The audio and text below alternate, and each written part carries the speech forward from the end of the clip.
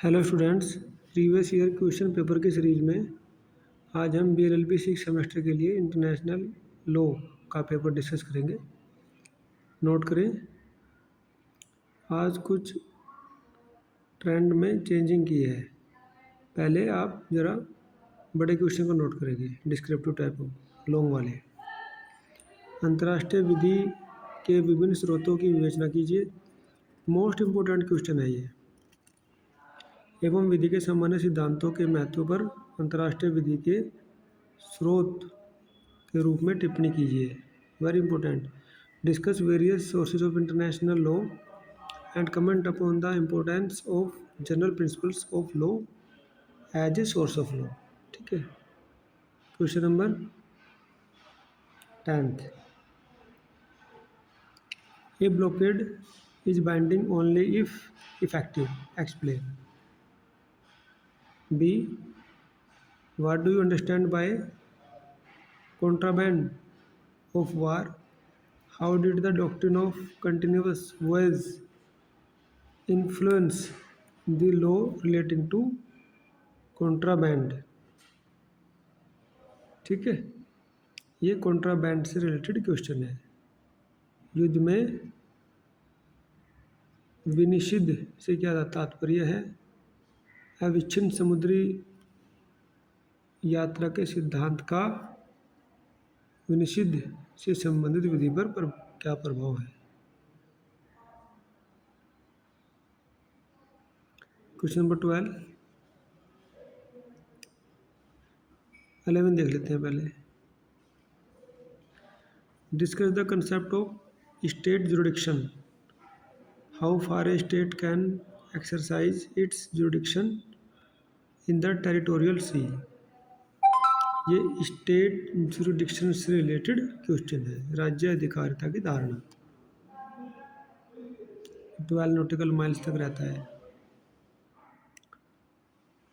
12 पे देखिए, युद्ध बहुत चल रहे हैं आजकल।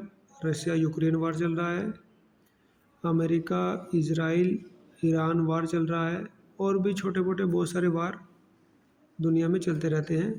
तो उसी के ऊपर क्वेश्चन बन गया। Define war. Distinguish between war and non war armed conflict. Discuss the circumstances under which war can be resorted legally. 13 पे देखिए, अंतर्राष्ट्रीय विधि को परिभाषित कीजिए। ये तो मोस्ट इम्पोर्टेंट है, इसको तो हमेशा करना ही करना है। जब अंतर्राष्ट्रीय विधि पढ़ रहे हैं तो अंतर्राष्ट्रीय विधि की परिभाषा तो आनी चाहिए। Define international law. Discuss the relation between international law and municipal law. देखिए भैया, म्यूनिसिपल लॉ तो होता है जो अपने देश का है और देश में लागू रहता है, देश के नागरिकों के लिए है। और international law between the two states, जो दो राष्ट्रों के बीच रिलेशन और उनके आपस के संबंध को रेगुलेट करता हो। क्योंकि अंतर्राष्ट्रीय विधि में कंट्री को स्टेट और देश को राज्य बोलते हैं। ठीक है, तो राज्य का मतलब एक देश से ही होता है। चलिए 13 आ गया। अब शॉर्ट पे आ जाइएगा जरा। Short question 6, 7, 8। 6 पे देखिए,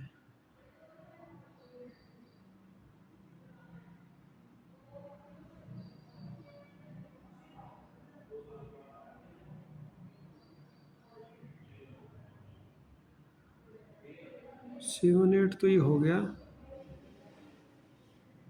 6 वाला कहाँ है भैया?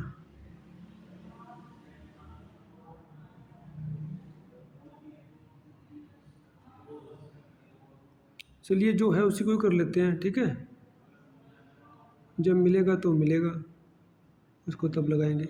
7 पे देखिए, explain the concept of Continental self. Continental self का बहुत इंपॉर्टेंट है, इसके ऊपर एक केस लॉ भी है। ठीक है, अगर आप केस लॉ को मेंशन करेंगे तो वो अच्छा इफेक्टिव आंसर रहेगा।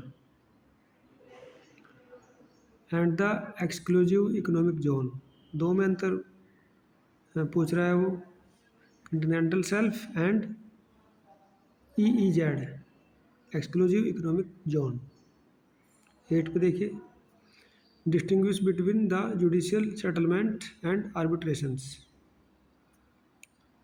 ठीक है, न्यायिक निपटारा तथा विवाचन में भेद।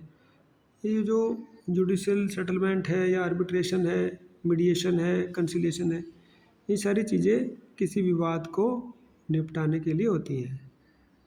तो उन्होंने दो उसमें रखा, जुडिशियल सेटलमेंट एंड आर्बिट्रेशन। भैया जुडिशियल सेटलमेंट जैसे नाम से पता चल रहा है वो कोर्ट के माध्यम से कराया जाता है, और आर्बिट्रेशन एक आर्बिट्रेटर का अवार्ड होता है। इसके अलावा और भी बहुत सारे कंडीशंस हैं, वो आप देखिएगा। अब वेरी शॉर्ट को ले ले, ठीक है, सबसे बाद में लिया है very short.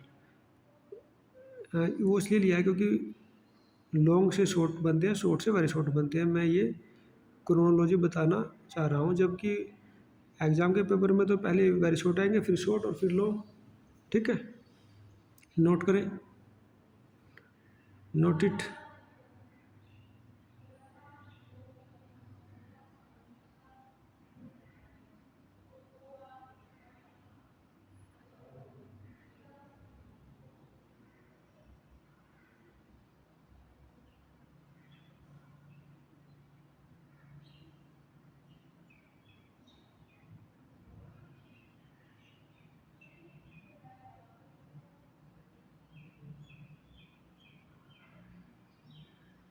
But very short question.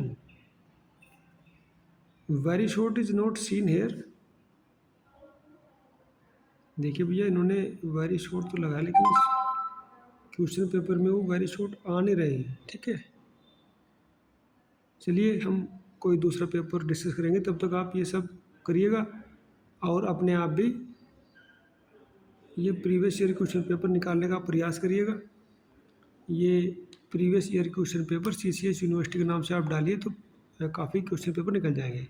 उनमें से पिछले 2-2, 3-3 क्वेश्चन पेपर निकालिए और उनको हल करिएगा। आप देखोगे कि बहुत सारा वहीं से मिल जाता है, ठीक है। Thanks for listening.